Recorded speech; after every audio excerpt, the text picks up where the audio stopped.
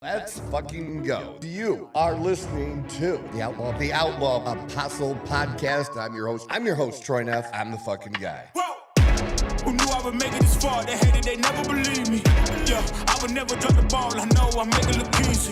Yeah, Mayweather with the defense. I don't care what a critic got to say. I got them picking up the pieces. That to me, you really playing with your life. I'm about to come and run it all back. I'm the new era, about to snap back. You ain't fitted for it, cause you all cap like.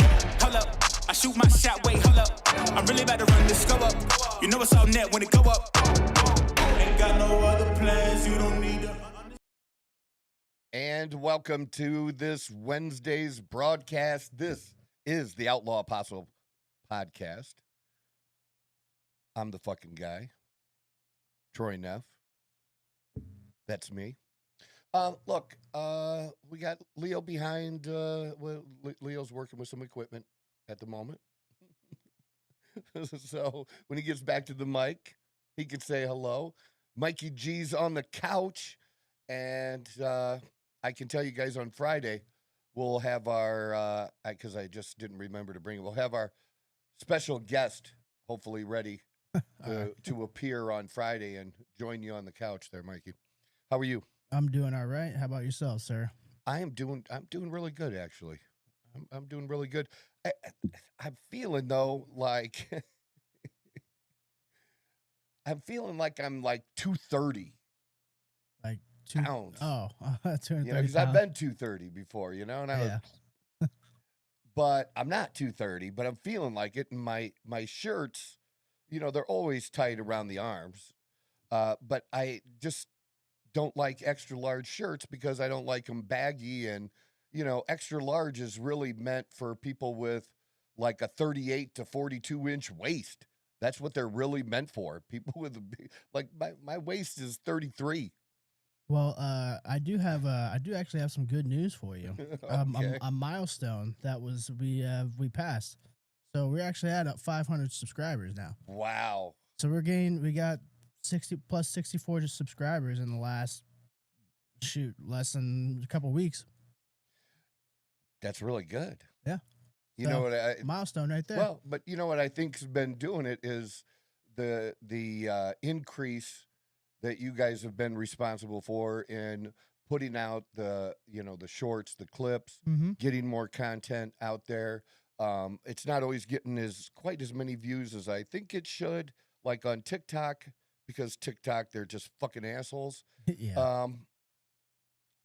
But the engagement on the TikTok, that's what even like drives me crazier is that the people commenting and engaging on TikTok and that not driving the algorithm more because like, look, people are responding. They're not just liking it. They're responding. Yeah. And the fact that how many people really respond to most of the comments and stuff. Yeah. That's not a thing. You know what I mean? Like podcasters. I mean, Joe Rogan isn't responding to anybody on. Well, say he'd be up all goddamn night, all day, every day. He wouldn't be right. able to But do you know what I mean? Yeah, absolutely. But at least you're getting engagement with me now, and like I just feel like TikTok sucks ass. But they do suck ass. We're doing better getting that out. That's good neuse. That's good news. I do like that. Yeah, I was just taking a look at it real quick just to get like a quick rundown, and we were at like 470 a couple days ago. Now, and that's really good for guys that there's usually at least one or two everyday people that do comment on some type of content that want to tell me that podcast equipment is too cheap. So it's like, no, it's not. It's not. Not good podcast equipment, it isn't. Yeah. So anybody can just get a regular mic. Or they want tariffs on podcast equipment. Yeah, okay. Like, yeah. Oh, now we want tariffs. Tariffs are okay. All right, fine. Yeah, all liberals. At least we found a middle ground then. Right? It's just so funny, the dumb shit that dude, people have said this every day. Your comment's not unique.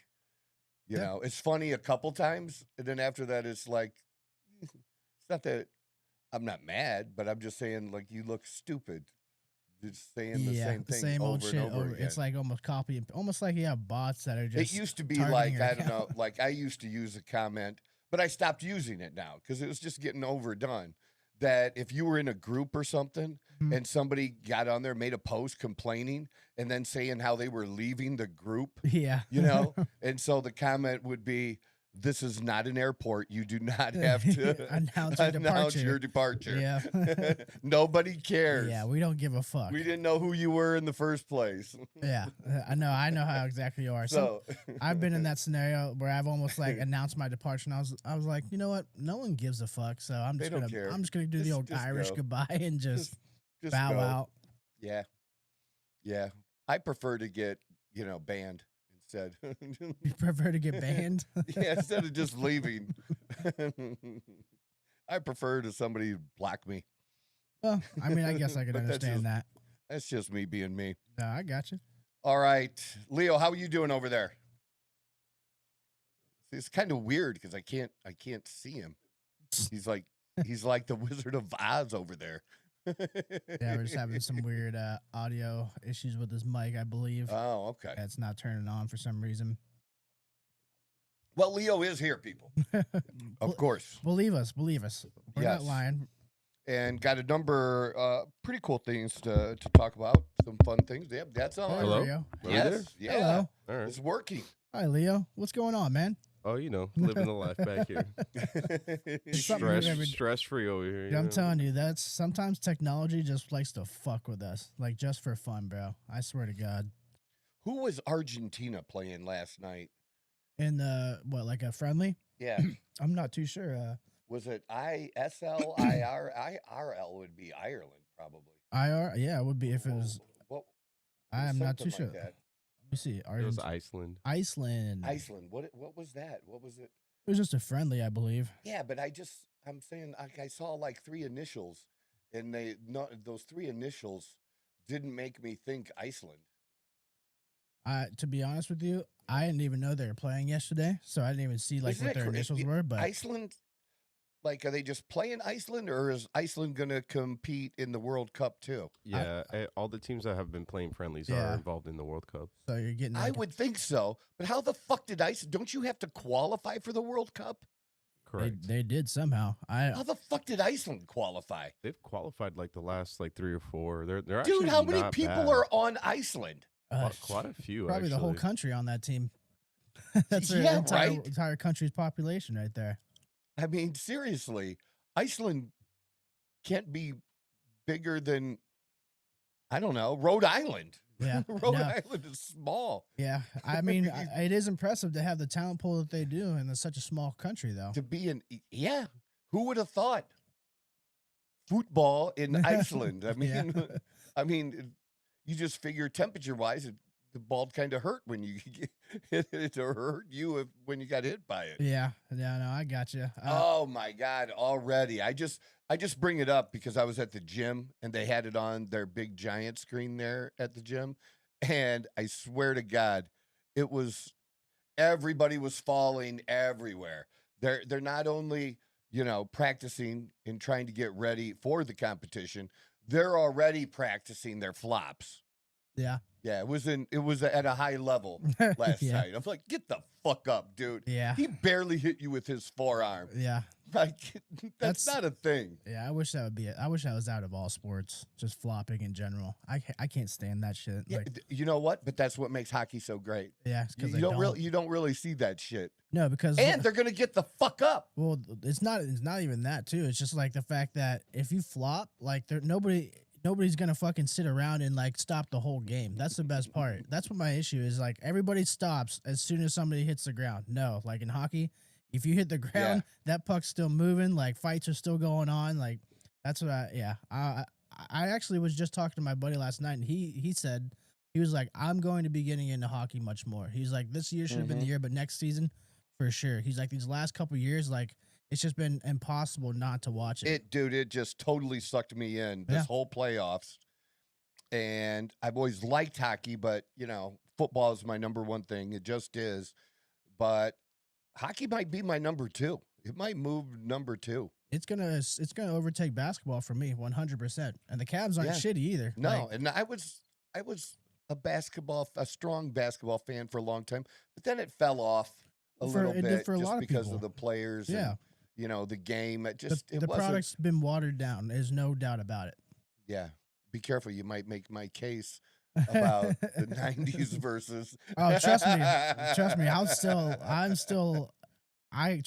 still ready for it. But I will say that the product has been watered down 100% because it's the same thing with baseball, and I see it coming on the horizon. They want more runs. They want more points in basketball, more runs in baseball. Sorry. It's all about the casual fan now. And I understand that because you want to reach a broader range, but you can't forget about the people who got you here. Like the ones who are the purest at heart. You know what? That's what I said about the WNBA. You got to figure out, how to not alienate your core gay audience. Yeah. Right? But they're maxed out, and you need more people to grow, how to not alienate them, but also bring in the sports fan like me. Yeah. And one of the ways you can do that, as we mentioned, is stay out on the court for the fucking national anthem. So I don't want to go down that road right this moment, but yeah. Well, the problem with watering it down for the casual viewer is that it's not going to be long term. Like they're not going to be the ones that are sitting there every game or every season. Like they're going to tune in every once in a while. That's the issue. So it goes away. Speaking of casual fans, this would be, I'm sorry I didn't mention this to you guys to include on our agenda right here, but this is going to be a good place for us to put it. And there was a little bit of consternation, a little angst going on over the fact that Donald Trump was going to be at the Knicks game, and obviously he was. Yeah. But people like Stephen A. Smith, and I like Stephen A. Smith, but also fuck Stephen A. because in my view, and I know this, Donald Trump loves New York, the city of New York, passionate about the city of New York, struggled and worked through tough real estate markets in New York because he loved the city, a city where they tried countless times to rebuild an ice rink, could never get it done. He got permission to come in and do it, and he had it done, I don't know, it was a few months. On time, or actually before, Yeah. or actually early, not just on time, but early, got it done early, and on budget. And for less than what, the private sector was spending. And people loved him for it because he loved it. Because that was a symbol, of New York in the winter and Christmas and everything. I mean, he obviously because, Christmas, he was in Home Alone. Yeah. Donald Trump used to make regular appearances in movies because people liked him. Mm-hmm. It wasn't until he ran. But this bullshit, he's been courtside, sitting courtside years ago for Knicks games. He gets invited by the owner. So it wasn't just Donald Trump being a narcissist like Stephen A. tried to portray. Mm-hmm. Just, we don't need him here. Da, da, da. He's the fucking president. Why? He loves New York. This is a big thing for New York. He used to come to the games previously. This is not new, and bring Melania as well. What's the big deal? It's a little more security, obviously, because I went through that security for the national championship game, so I know what it's like when the president's going to be there. And we were actually in close proximity to his little place up there. Yeah. So it's just dumb to me that people want to be like so negative about it and attack him over it when the guy loves New York. You know who's a fake Knicks fan? Who's that? Who was also there? Mamdani. Oh. Mamdani was there. Oh. He's a fake Knicks fan. Come on, dude. I didn't even know he was there. Yeah. But that's okay. But, Trump being there is all this, dude, and the owner invited him to be in, the owner's box. And that owner donated extensively to Trump's campaign, like a lot of money. Yeah. So do you think, you put in that kind of money, you want a little time with the president and have him like spend some time in your box and stuff and call in that card? Yeah. Yeah. He wanted him there. So fuck everybody else. Well, the owner wanted him there. I would say beyond all that, Donald Trump is a sports fan at heart. So it's not that crazy to me that a guy who loves sports has always been. Yeah, he's there. So like, I don't really think it's that big of a fucking deal. I think it shouldn't be. The issue that everybody had, and I think it kind of echoed your sentiments about when you're at the same hotel with him, was it made it more difficult for the average person being there. They had to go through a little bit more security, allegedly. The whole optics of it was the fact that it just made it harder for the everyday person to attend the game. Dude, the everyday person wasn't at that fucking game. I know. The tickets were $8,000 to $10,000. Yeah, I know. For the cheap seats, and the good seats were going for $60,000 to $100,000. That's just, okay. So the average fan was not fucking there. So you didn't screw over the average fan because he just wasn't there. I know, but I'm just saying that they weren't there. True. It's not true. They weren't there. And I'm going to be honest with you. That should be a bigger deal than the fact that Trump was there. I would feel safer as well. I'd be like, wow, the Secret Service is here. Yeah. I think we're going to be all right tonight. Like, we don't have to worry about any stupid shit going on. So they're going to be everywhere. That's what I'm saying. Seen and unseen. That's what I'm saying. Like, they're probably posted up on every fucking pillar on there, their hats up low, real low and shit, just looking around, like making sure. I would feel protected. I'd be like, if he's here, that means they got their shit locked down. I'm good. And you brought up the hotel experience I had, which is perfectly great. But the hotel experience was different in this way. It was every time you left the hotel and you're going to be there for a few days and having to go through that multiple times a day versus doing it once, like I did for the national championship game. Yeah. And I did it, and it was a great game. And I don't think, I never thought after, boy, I wish I hadn't come or spent this money because it took so long to get through security, and it did. But that was more of their failure of their setup. So that can make a difference too. How is their setup, to make it go better too? So I don't know what New York's setup was, but everybody got in, right? They watched the game. They were there. Yeah. We saw them. Surprisingly though, I'm really honestly surprised they dropped game 3.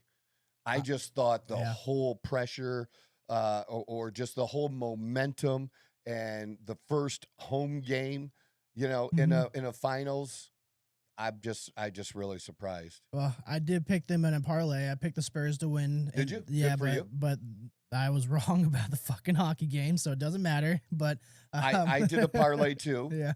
And my parlay lost, obviously. But the reason my parlay lost, I did a 4-pick parlay. But the reason my pick failed was, one, because they lost. I took them to cover the 1.5. Okay. But it's the Towns, Karl Anthony Towns. I had him getting 15, only 15 points, dude. Yeah. And he didn't do it. He didn't do it. He didn't. That's if he has his normal game, the Knicks win that game. Yeah, the hits too. He was in foul trouble. He was it was all bad. But I missed on him, and because I missed on him, if he would have hit, then I think my 4-pick parlay would have hit. Well, I saw an interesting stat, and I guess I didn't realize it watching these games, but he has yet to score in the fourth quarter of the finals. He has not scored Isn't yet. that crazy? Yeah, he's got like 50-something points and all the other Well, for a while, I was looking, like, where is he? He wasn't even on the court. Yeah. I'm not too sure. You would think, like, especially with Wemby being out there and how well that Karl Anthony Towns has defended Wemby, you would think he'd be out there in the fourth quarter as much as possible, but who the fuck knows? I can't tell you why, honestly. 15 points is not a high expectation for him to get. You know what I mean? No, that's like averaging. Like easy. He gets that on. He's going to get that over 80-90% of the time. He's going to hit that, right? But, I did that with everybody, But the biggest moments, they just breed the weirdest shit, man. Like, the hockey. The announcers for the Stanley Cup Finals are saying this is going to be an all-time great Stanley Cup. This finals, I think if it goes 7, it'll be an all-time great just because of the the back and forth, like the momentum swings and the drama and shit that's been going on. I think as much as I harp on the NBA right now, like the finals has been very entertaining. Yeah, it's been good. Yeah, I like it. I still would say the hockey has been better. Oh, absolutely. The finals of hockey have been better, and the overall playoffs. Mhm. It's not even close. Yeah, it's not even close. 100% agree on that. You just have to, even though I would still say I was a bigger basketball fan, I'm smart enough to acknowledge that this hockey playoffs is going to do great for the league. Yeah. Just great for the league, bringing people in, people wanting to watch it more because it was phenomenal. That just makes me, because I can tell you this: if Phoenix Coyotes were still here, from the time they were gone by the time I moved here. They were in Utah or had moved. So I would have definitely gone to Coyote games. Oh, I'd probably go to more Coyote games than Suns games. Well, it's funny you bring that up because I was like in the middle of like picking a hockey team because I was like, you know what, I want to get into hockey more. I'm liking it a lot more. Yeah. Why don't I just root for the Coyotes? And then like 2 weeks later, it's like, oh yeah, they're moving to fucking Utah. And I was like, well, I don't know what the fuck to do because I want to be able to go to the game. Like I don't want to just pick a team that I like, but it's like fucking halfway across the country. Yeah, I'm a Penguins fan, and always will be. Yeah. But again, I always support individuals too. Mm-hmm. I don't have an individual hockey player that I'm really rooting for right now, but I'm sure I will. Oh, I got one. Even though he's not in the playoffs, Connor McDavid. I want him to win a fucking Stanley Cup. So I like those two brothers. Oh, the Tkachuk brothers. Yeah. Yeah, I could root for them. Yeah. Yeah, I like them. Matthew Tkachuk was actually, because I'm sure you saw they had like the USA and Canada men's. They played again, and Canada did win, but it was like our fucking B team. But besides Tkachuk, Matthew Tkachuk was there. So I was just like, this dude, not only does he love hockey, but he just fucking loves representing America. Like, he does. How could you not like this guy? How could you not like that? Exactly. Like, him and his brother in that Four Nations final, bro, like, they fucking, as soon as the puck dropped, everyone's like, all right, we're just putting our gloves down and we're going to watch these fuckers just swing at each other. They didn't even think about touching the puck. They're like, we got beef. We want to beat the shit out of each other. That's what sold it for me. I was like, hockey, fucking phenomenal. Yeah, for sure. That's it. Continuing on with the sports, the Brandon Sorsby story. Texas Tech quarterback, used to play for Indiana. And as a red shirt, I believe, he had started betting heavily on on a lot of shit, apparently, and also Indiana. He bet on his own team. Now, I don't know. I've never seen it, in any of the articles that I've read or anybody talking about it. I don't know if he bet on his team to ever lose. Yeah. You know what I mean? Yeah, I don't think he did. Because I think that, to me, it matters to me, but I think it's bad all the way around. Mm-hmm. But I'm really not happy. I don't like the NCAA rules committee anyways. Nobody likes them. But it is pretty bad that a decision is made that he's done, and he had a path. He had a path to the NFL to potentially go in a supplemental draft, or if nobody decided to take him, because it's kind of a rare thing, the supplemental draft. There's whole years that go by when nobody is taken in the supplemental draft. But somebody could have invited him to, training camp, as an undrafted. Yeah, undrafted free agent. Undrafted free agent. They could have done that. He had a path. It wasn't maybe as a great path, or as good a path as it is to stay in college for another year and play for Texas Tech, who I'm going to be rooting against every motherfucking game, every game. That's how, because I think even though they said it was, the courts said it was okay, just where is your moral compass as a college? You could have said no. You didn't have to. Just because he wins the court case doesn't mean you have to have him. Yeah. Well, they shelled out $5 million for him, so I think that's why they're just trying to get a return on their investment. I don't even think they give a fuck. I think they Well, just want you a know what return that on also means? It means you wrote a bad contract. Yeah. That's on you. Fuck you, dude. Fuck the university. You wrote a bad contract.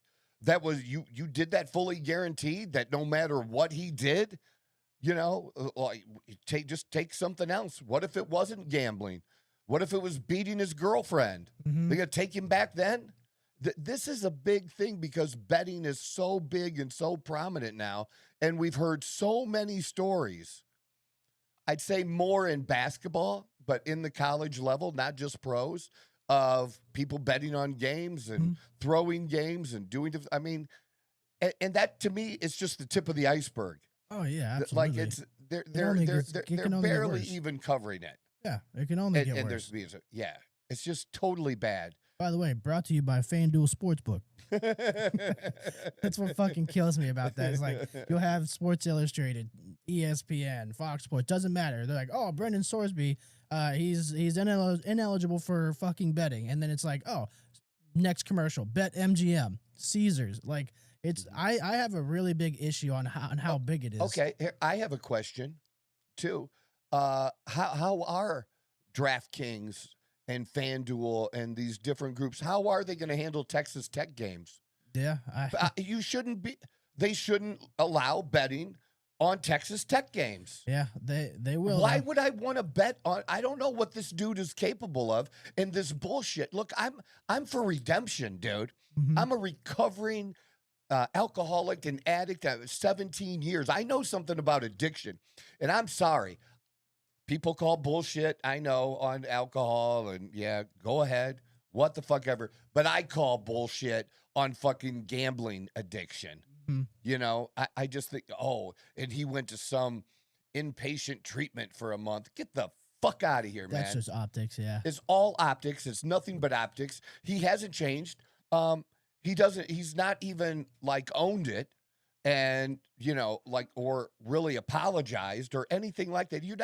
If you haven't owned it as this is all your fucking fault, then you can't change. You can't change until you do that.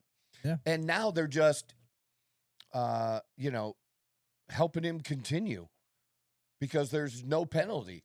Yeah. I mean, what's going to happen the next case that pops up that somebody gets popped for betting? That guy's attorney's gonna point to this case. Yeah. Right. Yeah.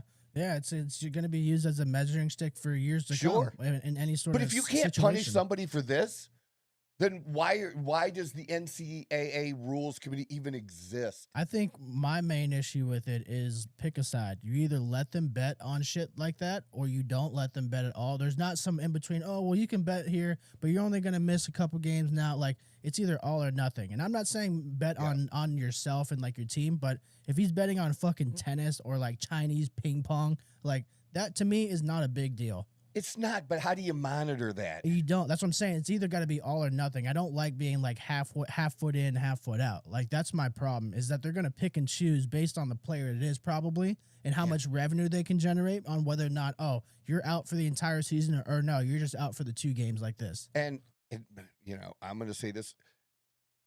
You're getting $5 million, just like you said. Is that not good enough to not bet on football? I would, to wait. You can, bet on other things, but betting on your own team and shit. I mean, look, Pete Rose paid a price for that, a heavier price than I thought he should pay. Oh, everybody did. So you go from that to this guy's going to get 2 games suspension against teams that suck. It's an easy, 2 wins, even with a backup quarterback. Mm-hmm. And then just go on. Like it just.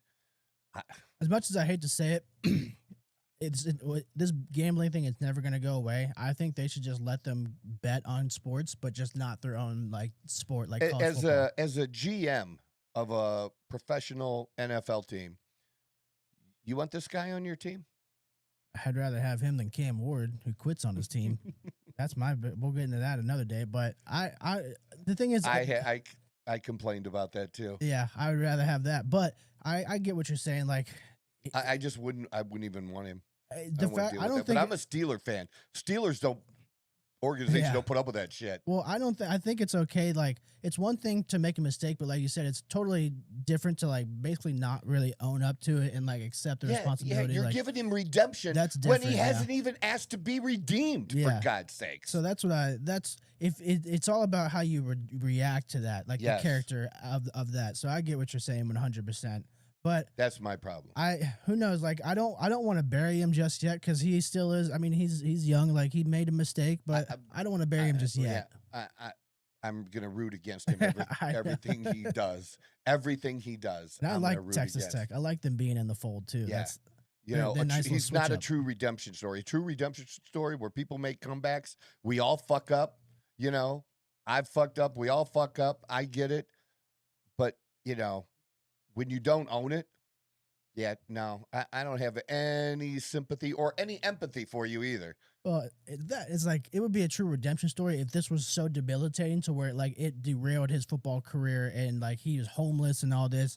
He's always making, like, he was getting money. He's always had money. Like, it hasn't been a big deal. Yeah, he got money prior to like not $5 million this year, but he still got money. He's still getting paid enough, more than the average college student, 100%. More than the average worker. More than the average person, and everyday American. So it's like, it wasn't just destroying his life. He just had some extra cash to blow, I think, and was like, fuck it, I like gambling.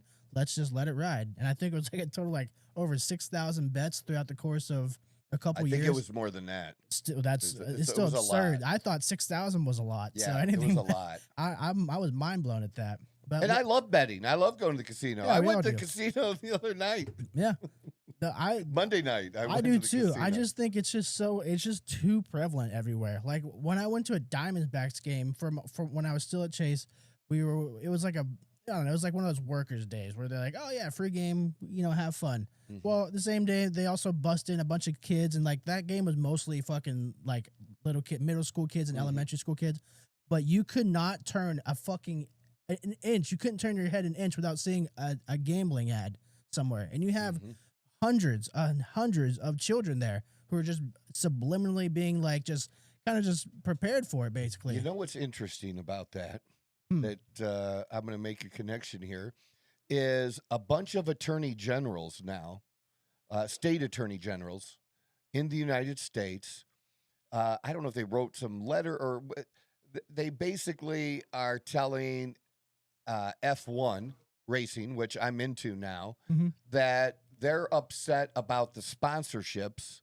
There's 2 cars that get sponsorships, and for those nicotine pouches, the Zyn, and then there's another competing one I can't remember the name of that's on another car. Okay, and it's on the car, and they say, oh well, there's a correlation between smoking advertisements, which they used to allow.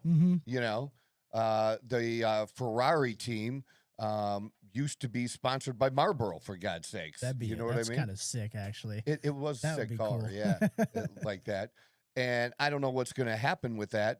But again, it goes to your point of, so they care about that, but they're missing it on this gambling thing. Yeah. It's just a new age. It's the new age. Yeah, it's basically the new age big tobacco. But you know what?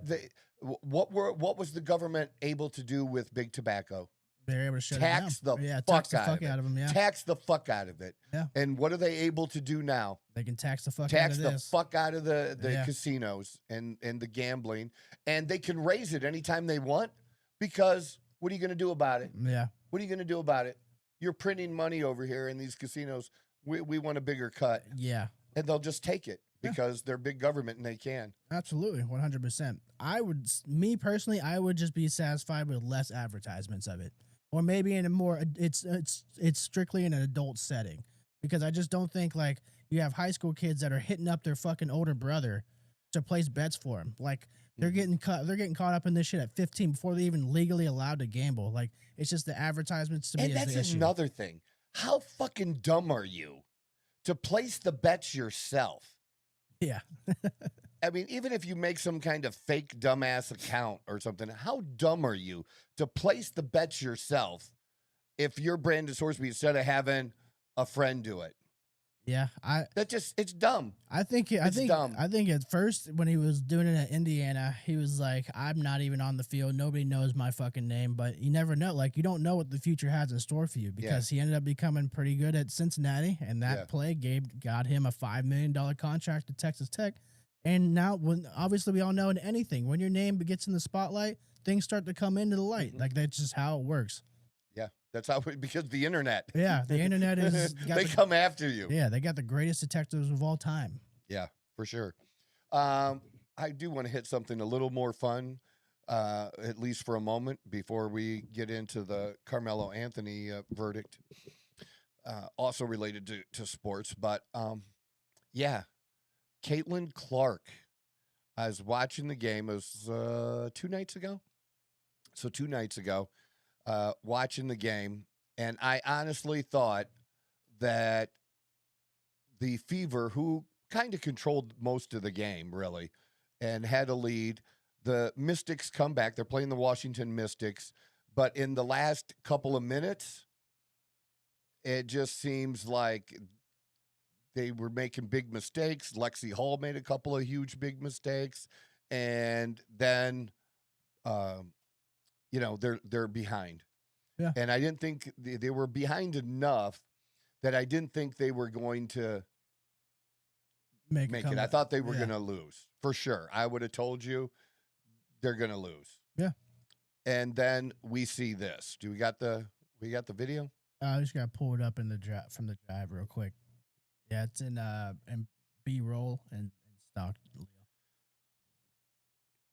And this is what draws people to individuals, people making big plays at important times and just cool ass shit.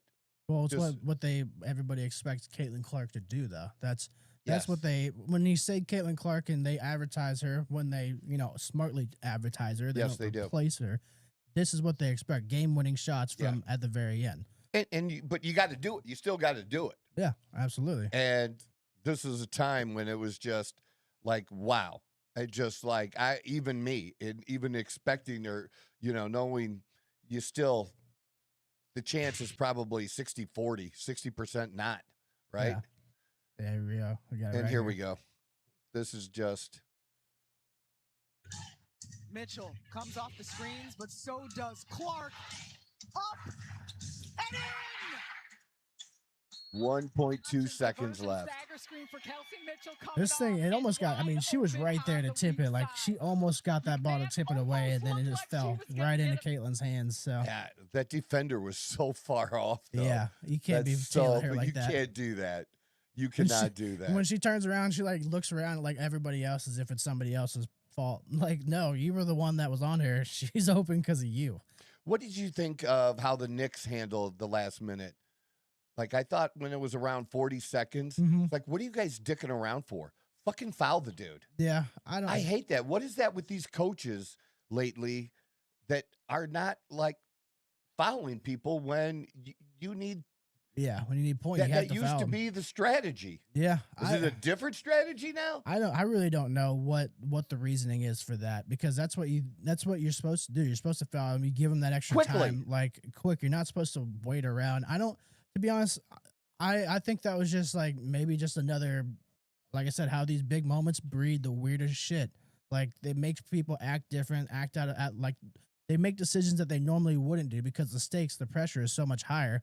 That, and it's the Knicks. I mean, if you lose, then all of New York is down your fucking throat.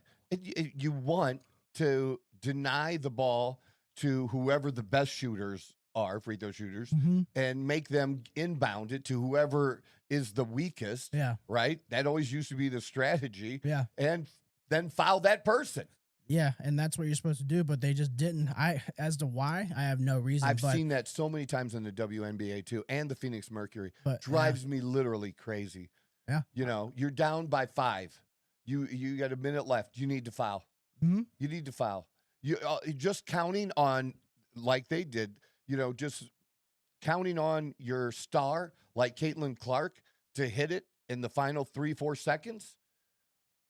That I don't think that's the best strategy. Part of me feels like it's they let these analytics get too much in their ear. Yeah, that could be it. I didn't think of that. That's my only explanation. I'm sure somebody will ask Mike Brown like the same thing, and we'll get an explanation from him. But that's the only thing I can think of at this moment is that somebody in their fucking analytics department that's never picked up a basketball once in their whole goddamn life was like, hey, the numbers say don't to do this because blah, blah, blah, blah, blah. And it's like, no, you have to go with the feel of the game, the emotions, like the momentum. You have to understand that aspect of the game. It's not all just black and white numbers. In the Knicks game, going back to that like we have, the whole substitution thing at the end where the ball had already been inbounded and they blow the whistle and then allow the substitution. Dude, I'm sorry. If you fuck that up, you let it play. Yeah. You do not stop that once it's in play like that. Get your ass that back was on the total sideline. bullshit, dude. Yep. I agree. I don't know if they've come out and made a statement about that, the league. They probably will. Yeah. Because, like I said, people are definitely going to ask about that. Well, there's been a lot of controversial stuff, like even like in the Western Conference Finals, like there's an issue where like somebody pushed Luke Cornett. I forget who it was, but they came off the bench, and normally if you come off the bench, those are technical fouls. Like you're supposed to get fouled. No questions asked. And like that's the thing. It's like nobody did that. We're asking why are they not enforcing it? Why are you just picking and choosing? Right, for sure. We haven't. I don't know if I've ever talked about this at any point in the last year. Maybe, but certainly not at any length. But the Carmelo Anthony trial ended, and the jury came back with a verdict. And they also came back with sentencing as well. And so Carmelo Anthony the situation was he was in a tent of an opposing team, which can happen, but pretty much everybody says, if you are asked to leave, you should leave. And most people would leave. And his own team, for whatever reason, they didn't have enough volunteers, so they didn't set up a tent for their own team. And so he was in the tent of this other team, and he was asked to leave. He also, what's premeditated about this is he brought a knife. Yeah, to the event, he brought a knife. That's a crime in itself, right there. Right, having that on you. Right. And then had his hand in his backpack. Get some back and forth between him and the other kid, and ends up, there's a little shoving, and he pulls the knife out and stabs him. Well, yeah. And it, obviously, it killed him. Well, I've been following this case for pretty much since all this shit went down. Like, there is a lot of things that I have. It's just a very, very big issue with really the society that we're in now, because you had black people that were saying, "Oh, Carmelo is innocent. He that the white kid deserved it just because he's white," saying shit like that. Mm-hmm. And then you had like white people saying like, "No, like this is just a typical old like black people behavior." Like it got so fucking just muddied up because of the optics of it. But the issue is that's not the issue. That's not the problem here. Is that a young kid was killed, and then another life is now wasted because he made a stupid decision. When he was asked to leave a tent 15 times, he came with a knife, like on school property. Like that's my problem with it, is that it's divide. It shows like the divide that's in our society, like truly, like between like races. It's ridiculous. And I've been following. Like I genuinely thought that if he would have been found innocent, I thought there would have been like an actual uprising, like a civil war, because of how people were talking about this. Like there was a lot riding on this. Yeah, but then who would have sparked the uprising? White people? White people don't do that shit, dude. But it wasn't just that. It's what people were saying, like saying that he deserved it because he was white, and that's what was getting people in an uproar. But it was. But the racism only came into play from the defense side, from Carmelo Anthony's side. Yeah. Okay. And how about this? This was not prosecuted as a hate crime. Mm-hmm. But you telling me if roles weren't reversed, Yeah, that it wouldn't have been considered a hate crime automatically? Everything, yeah. That's what we object to as white people. Yeah. You know, that if this was reversed, it's also going to be considered a hate crime and add even more years. Now, if it was reversed, you know, same thing. The dude would be guilty. Yeah. I'm not protecting the guilty person or saying, and then, you know, you have to really understand what stokes all of this racism. Members of the new Black Panther Party showed the fuck up and were outside there. Well, there was the Black Panthers, and then there's the new Black Panthers. I didn't know that. Who are even more militant than the black. You know, everything they say about, you know, white nationalism, that's basically what the new Black Panther Party is a black nationalist movement, you know, that it's been that way for a long time. But like you, like the KKK, where the fuck have they been? I haven't seen them. Yeah. I mean, they haven't been in the news. Yeah. And, you know, neither has the KKK. Yeah, the Black because Panthers. there's just not very many of them anymore. Well, that's I just my biggest, like I said, my biggest issue is the fact that they didn't let this. They made it become a race thing, which, you know, they often do. But it's just two young kids like that. Lives are changed forever. Like they lost sons, they lost brothers. Now this kid's gonna be in jail for the rest of his life. Right. Like it just sucks on all sides of it because it's just so unnecessary. It didn't need to happen. Seeing this brought back a big, I'm trying to think of the word, but anyways, this brought back, I'll say just memories. It brought back a big memory for me of an incident that I was involved in. And honestly, at the time, I didn't realize how, if things had been a little differently, how fucked up my life would have been.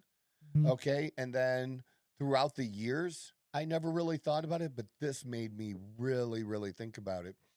So I had some friends. We were at a nightclub in high school that was a teen club on Sunday nights. And so we had a bunch of people, you know, I had several friends in my car and I had drove. We got there, we separated.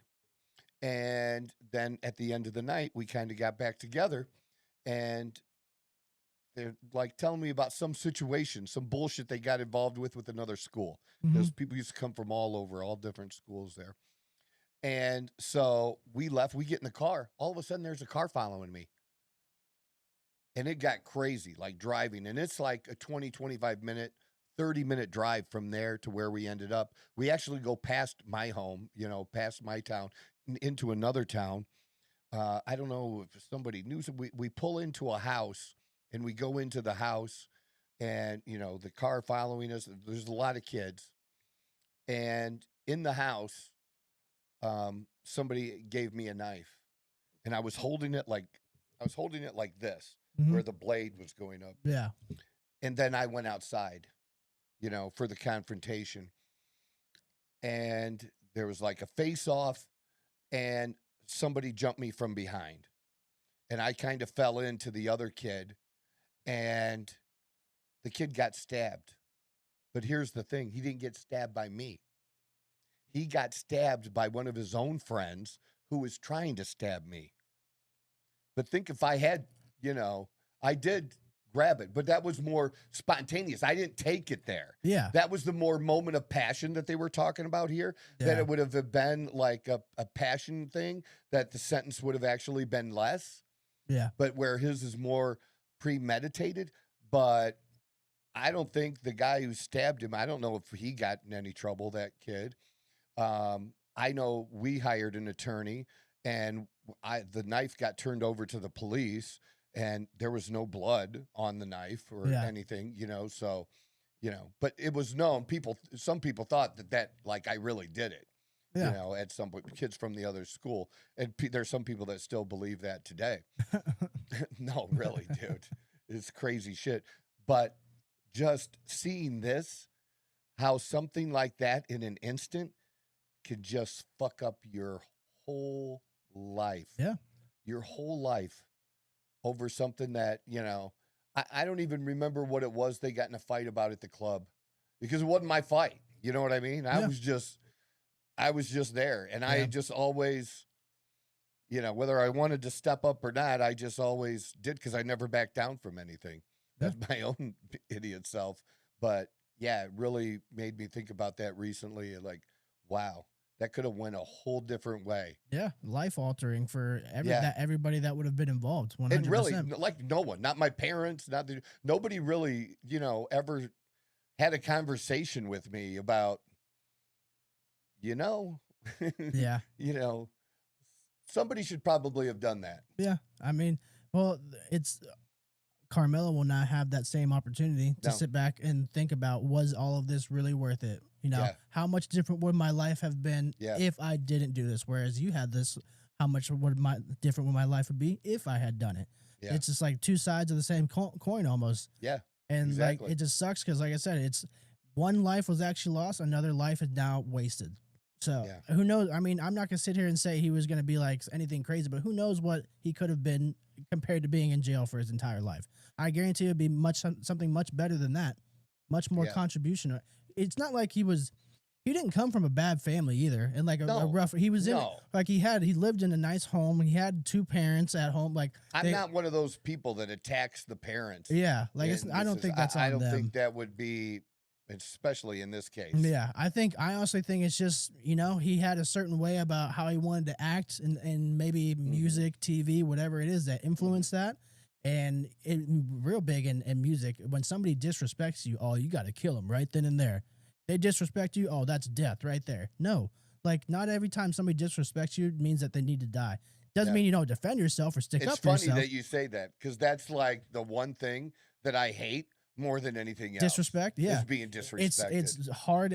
I've been there. Yeah. It's hard to fucking hold that back because you want to just fucking let go of all the rage that you have inside of you. But is it worth spending your entire life in prison for? Like, it's not. You just got to pick your battles. That's really what it comes down to. Yeah. And so, but this whole confrontation stuff outside, it's bullshit. I'm actually glad though that it didn't take place in a city that's in Minnesota. Oh, you know what I mean? Yeah. Or some other place, because the other thing there could be things that also happen that are just terrible. That in this town you're not gonna. They're not gonna turn cars over and burn police cars and flip them over and do that kind of shit. Well, it should be. It's the ruling is done. Therefore, right. This but is if done. It was somewhere else, they would. They would, and that's the biggest issue is the fact that it was anywhere else almost that there would be a fucking riots over it. And I'm not gonna sit there and guarantee that it would happen, but I'm 99% sure that it would happen. Mm-hmm. Like nothing's for sure, but we know how that whole same old story goes down over and over and over. But hopefully this is where it just ends. Hopefully there's nothing else like that comes about this, like no sort of retaliation from either side. Like I just hope this ends because this is like I said, I've been following this close, and I feel for both sides of the family. I feel for the victim's family and I feel for Carmelo's family. Like it sucks. The whole thing's shitty. It is. But here again, he's facing the consequences. He is. And that's happening. Brandis Horsby didn't kill anybody, but he's still, you're not facing the consequences. Yeah. You could do whatever you want, but you got to understand there's going to be consequences one way or another. Yeah, for sure. I agree with you. Yeah. Sad. All right. What do we want to do next? I want to do something fun. Let's do the Dr. Jen video I have. Dr. Jen Flager, who was on the program, her and her husband and her son were in New York recently in the last couple of weeks. And her son is a little bit of a hustler, Cyrus. And they're kind of, we had a little bit of conversation, Dr. Flager and I, because her husband likes Rolex watches, and she was asking about mine and things. So this was just really cool. They're in New York, and they're obviously in the jewelry district. And so her son, just check this out. He gets a watch that one of the vendors gives to him to go around and see if he can find a buyer for it. 1,000, you keep. Here we go. Would you buy this Rolex? Come on. 11.3. Chocolate, Yachtmaster Daytona mint condition. You have the box papers? No, naked. Can you do 10? No. 11. 10,000. No, thank you. Can you buy this Rolex? How much? 11.3. Naked? Yeah, 10? thank you. No? No. Not even like meet in the middle or something, no? No. What's the best? 11.1. I'm sorry. How old are you? And How much you want for this? 11.1. You got a good price, man. I have one in the stock already, but I want you to sell it. Good luck, okay? I give you something for try. Give me a second. This is for you. Thank you. Go buy some nice coffee, some drink, and continue hustling. My boy. So how much do you ask for the watch? 11.1. Can I pay 10.5? No. What's the lowest you can go? 11.1. Are you making money on 11.1? $100. Okay, myself. How many you sell it for? 11.1. Okay, I give you $100 regardless. Thank you. Don't spend it all the whole time, bro. Anything over Isn't that cool? 11,000, Tell you what, here we go. he does drive a hard bargain. I tell you, he had stuck his- with it. He yeah. got it. He And had it's the just price. about not giving up, Yeah. holding firm, going to the next guy. Yeah. That Maybe- was kind of cool. maybe Kid learning about sales at 10 fucking years old. Yeah, with some Kids got it, man. and not only just sales, but with those people, like they're gonna try and Oh, fucking yeah. get it for as cheap as He's possible. he's dealing with the toughest. He's in New York. Yeah. He's dealing with the toughest hustlers around. Somebody told him they're like, you cannot go anything past 11.1. Like they will be taking you for a ride if that's the case. And yeah, I'm glad he stood his ground on that. That's pretty cool. Yeah. So, and then for the guy to let him do it, say you get to keep everything over 11. I think that's just cool as fuck. So Yeah. he got that plus some tip money, probably at $20 to go get a drink. That was cool That because he cool was too. like, he's like, you know what, little hustler out here, like this is what, showing him like another lesson, showing like when you work hard and when you go after something, Yeah. people take notice and giving him that reward. I do that sometimes when the Girl Scouts are selling cookies now because I don't really eat Girl Scout cookies anymore. Yeah. But I'll just, Yeah. here's money for 10 boxes. Keep the 10 boxes. Yeah, I don't want the cookies. Yeah. My Kinda. dad would be hearing that and he'd be like, I'll take all fucking 10 boxes. That dude can't Yeah. get enough of fucking. I'm the same way. What does he like? The Thin Mints. Thin He's a mints? thin- I like the thin mints. I've never How can you been not? a Girl Scout cookie person, so that I don't share the same sentiment for it. But everybody likes their own different shit. Yeah. Cool deal. So, yeah, that was really cool. So I thank Dr. Jen for sending that to us. Oh, this was so cool, man. I didn't even know the fuck we had this shit. So a couple pilots got shot down over the Strait of Hormuz, and they were helicopter pilots. And obviously there's been some strikes that have happened. You know what? This whole ceasefire has not been a ceasefire. Usually when you have a ceasefire, like for the next 24 hours of whatever that first day is or when it's going to take place, both sides unload on each other, right? Mhm. Going into when it's supposed to start. And then it, maybe goes over an hour or two and there's an extra rocket here or there. But for a ceasefire, that you actually have to stop firing. Yeah. Cease fire. Yeah. No firing. That never really happened. You still had Israel shooting rockets into Lebanon, Hezbollah shooting rockets from Lebanon at Israel, Iran even into it, and then now Iran shooting rockets at was it Jordan? I don't know, one of the other Gulf countries. So they're pissed, like knock it off. And so it's still going on. And then we have Trump saying the same shit that we're so close, and I'm so tired of hearing that. And now he's threatening. Guess what he's threatening now that we just talked about last week? What's that? Blowing up some bridges. About time. No, stop fucking talking about it. Don't fucking announce it. Stop announcing the shit on Truth Social. Be a leader. Do whatever you got to do. Finish these fuckers off. Just finish it. I don't trust.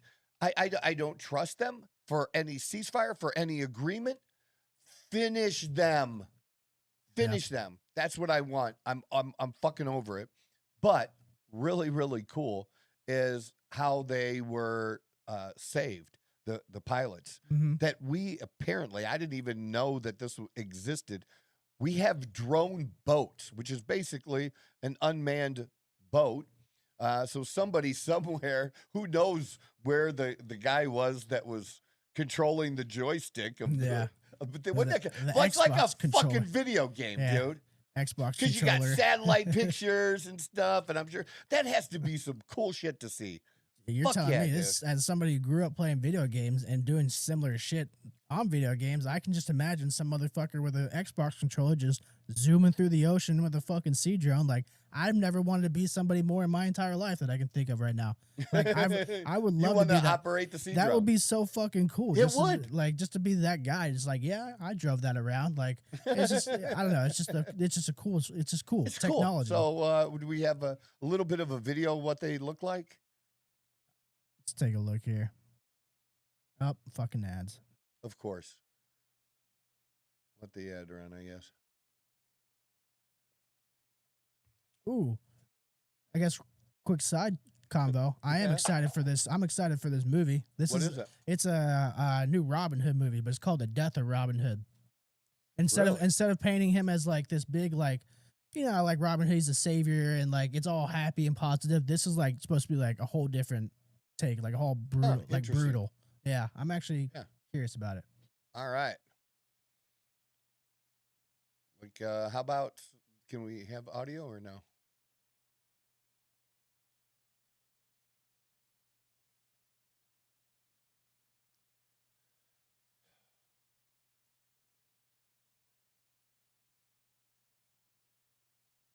Changed in the way we conduct warfare going forward. 20 years ago, people looked at drones in the air, and I think the real story here is that American technology and innovation helped bring our soldiers home. Look at that. This was a real-world operational mission, one of the most strategically important waterways on the planet, with technology that people used to associate with science fiction. And in combat, speed saves lives.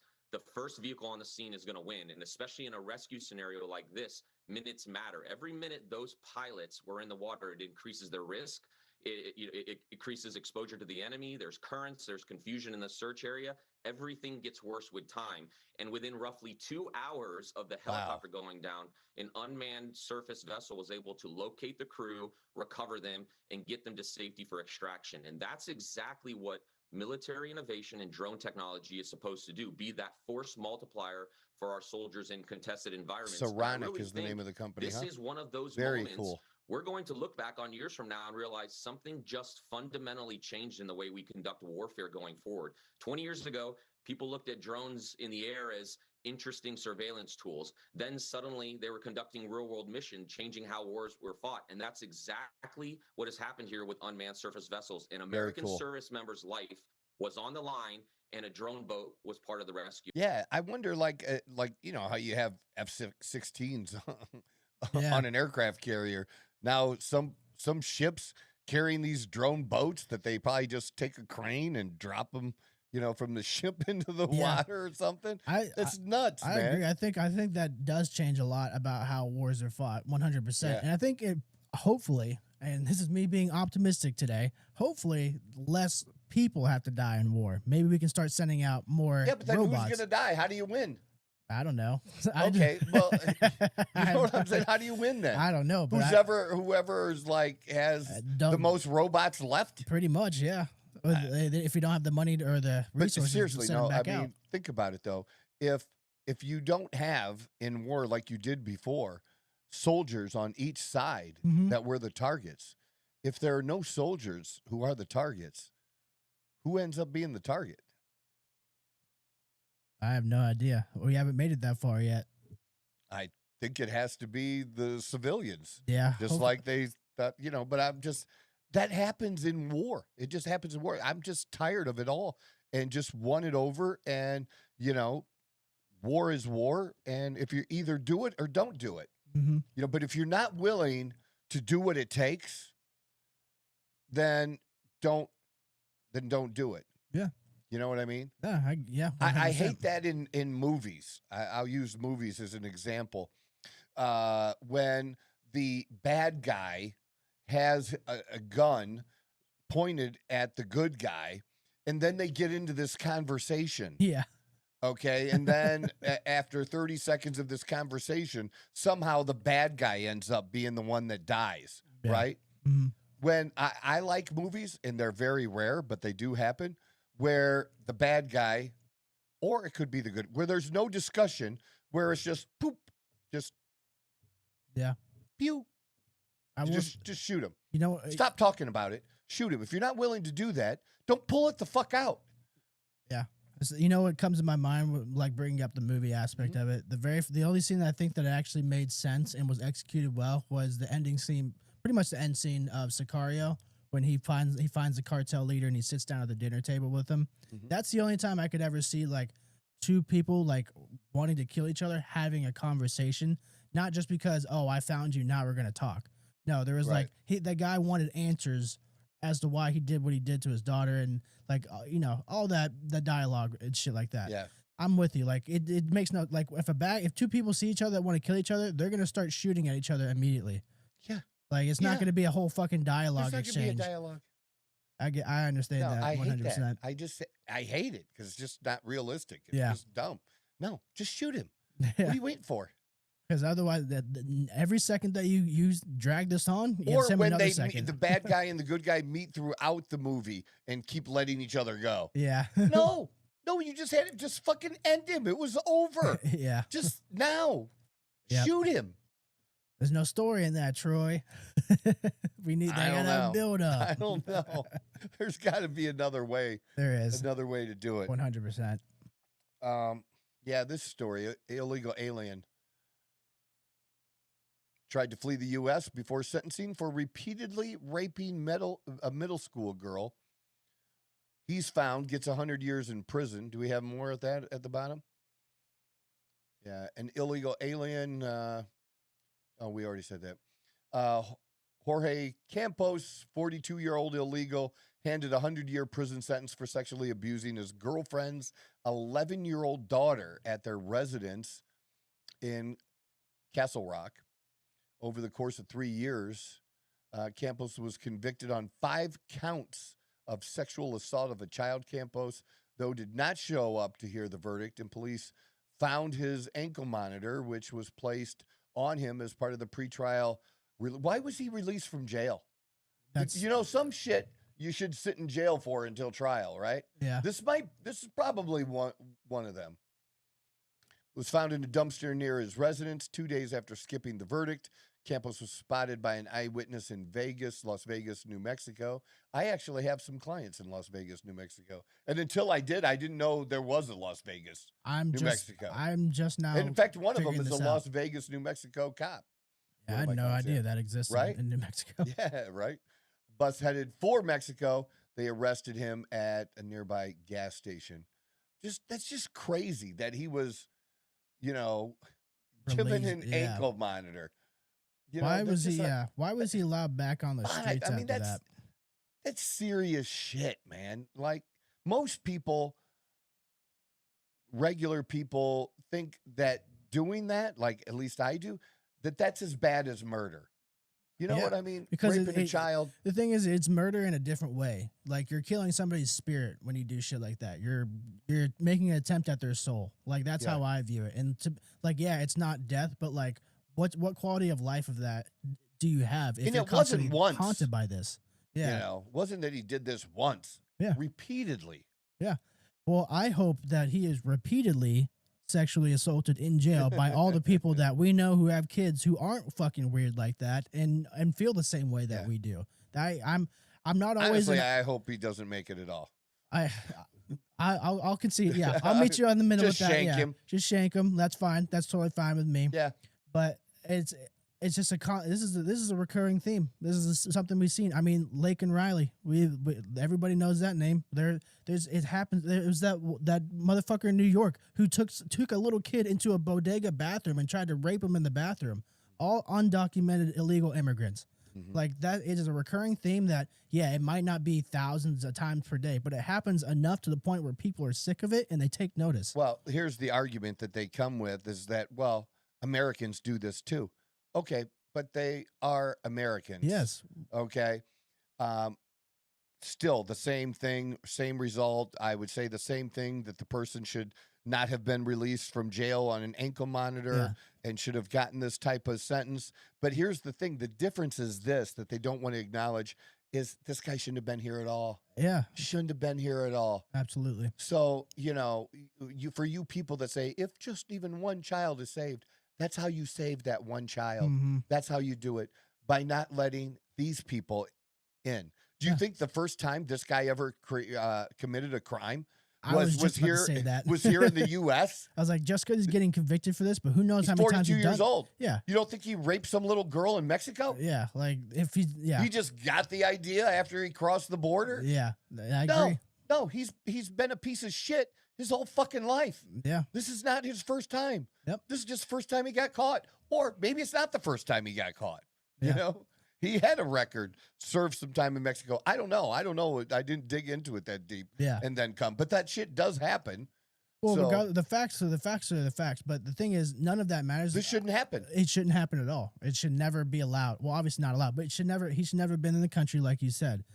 If we had better border policies like we haven't had, leading up to now, shit like this wouldn't happen. You wouldn't have people like us talking about it, or people going out and protesting and holding up signs of Lake and Riley.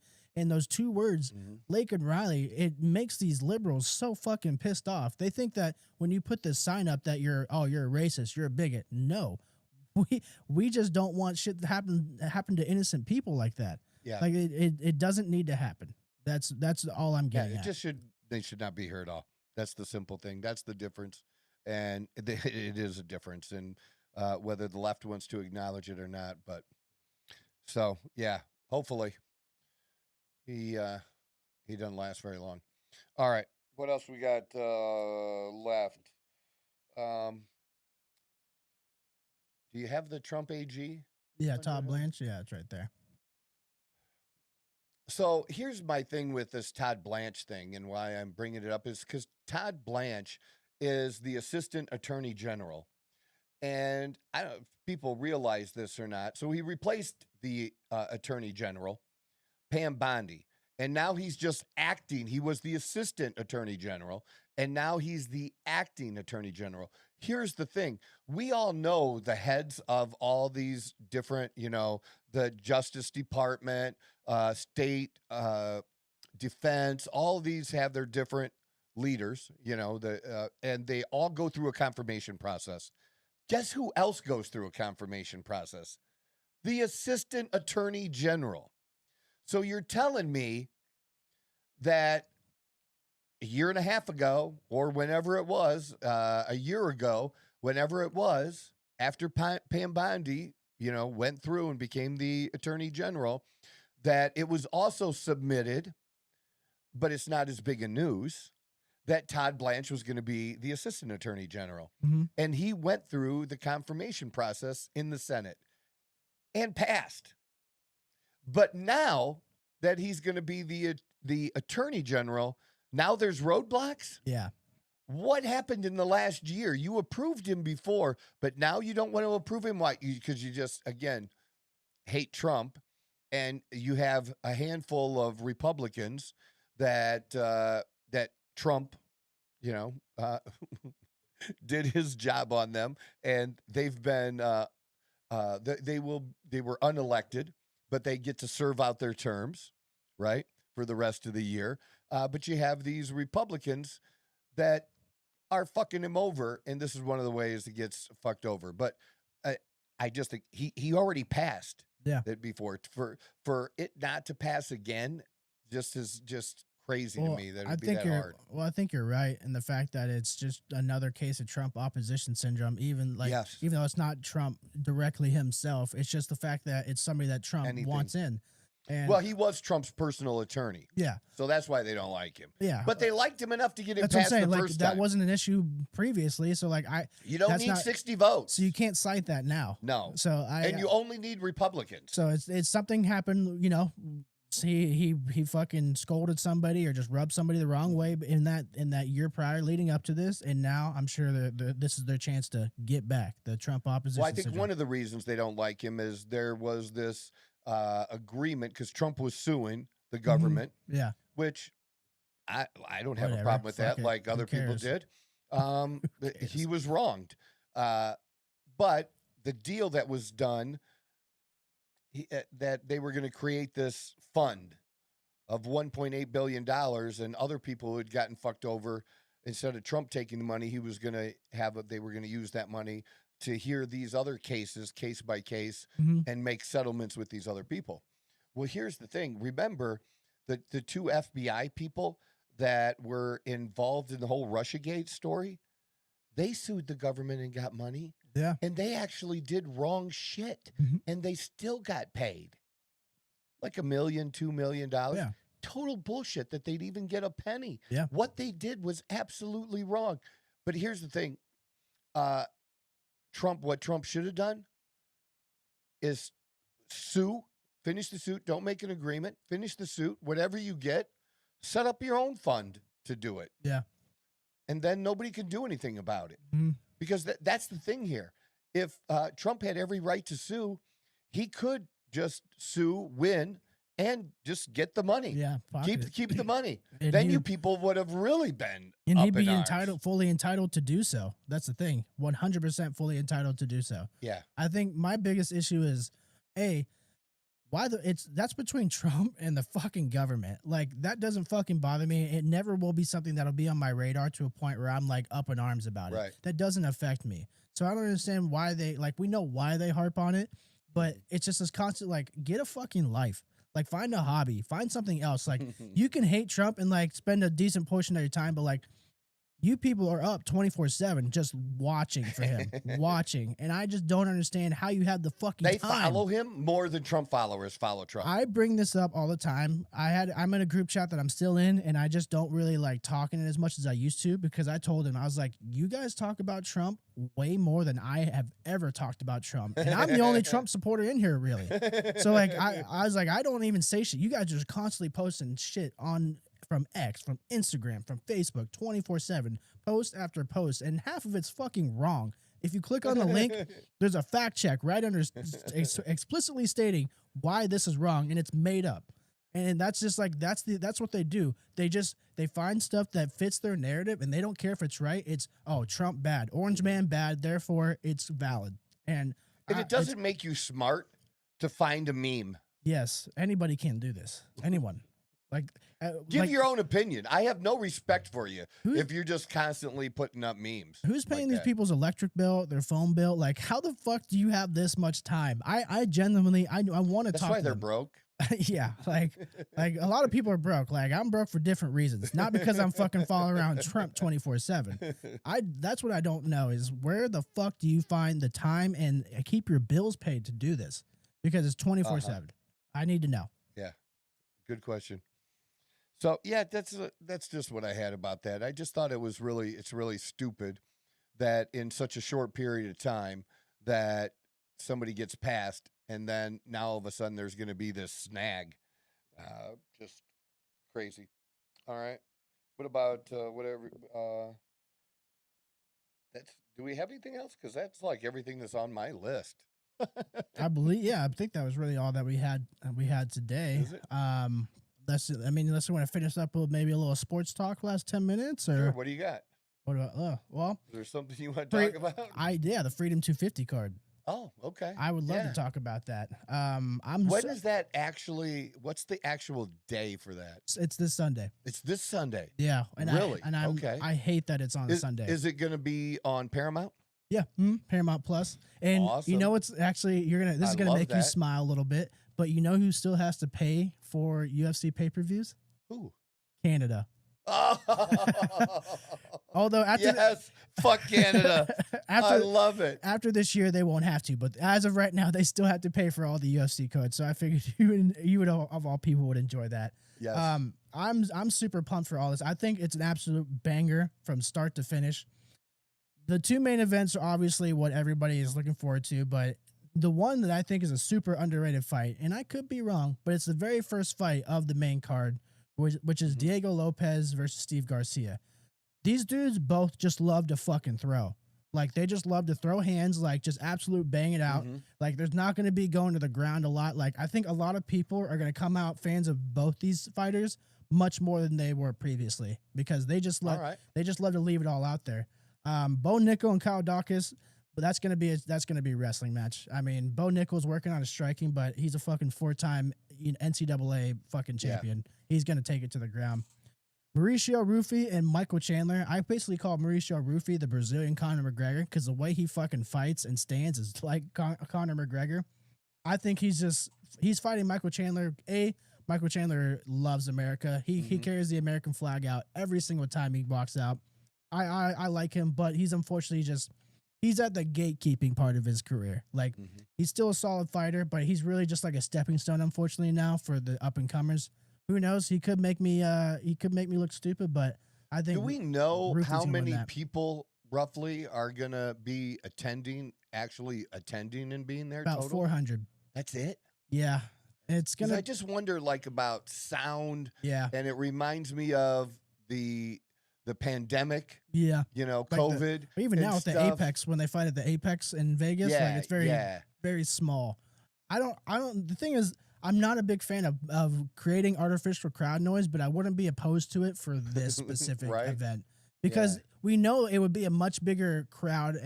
It's not like fake. Like we know there'd be way more people. They just can't be there for obvious reasons. Yeah, I don't know if I want the fake, but yeah, I'm not crazy about it, but I would understand if they did it for this one specifically. I don't know. I think it's gonna be. I think maybe maybe being a little bit more sentimental and the fact that it's outside. I think it's gonna create like a different dynamic because these fighters, they're used to the bright lights. They're used to the crowd noise. Like. Right. What does that do to you when, like, as a fighter when you're running off that adrenaline, but maybe not all that adrenaline is there that you would get it from that source? Right. So that's what I do wonder about that. But I did hear allegedly that the main event, Ilya Topuria and Justin Gaethje, that they're going to be doing their walkouts from the Oval Office. So I think that would be pretty fucking cool, in my opinion. That's kind of cool. So yeah. We'll see if that actually comes to light. But Josh Hokett and Derek Lewis. That's going to be like this is like the battle of CTE right here. Like Josh Hokett, he's actually a fullback for the Cardinals. I call him Hulk Hokett, but he has like this whole like WWE persona. Like he gets in there and he's like, he starts talking about, he even has a cadence like an old Hulk Hogan, like ECW type Hulk Hogan. I really like him because he's just, did you watch his last fight against Curtis Blades? No.